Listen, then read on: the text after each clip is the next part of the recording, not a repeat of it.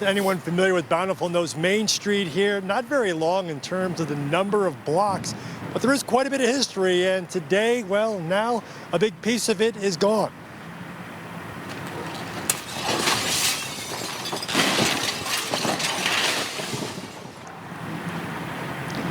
Yeah, in just a matter of minutes, around 130 years of that history disappearing with the demolition of this old building at 200 North and Main Street in Bountiful.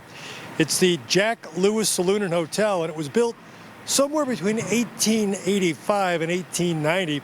Over the decades, it morphed into several other establishments, including an auto parts store, a toy shop, a livestock feed and grain store, and a Ford dealership. But the old brick building eventually fell into disrepair, and that, along with a huge need for more housing in this area, well, it made it a prime target to be demolished. That despite the efforts of architecture enthusiasts and preservationists in the area. It is a very, very sad day for us here. This building means a lot to a lot of people here, and it's going away today. Probably one of the most historic places in Bountiful. It's one of the original at its location.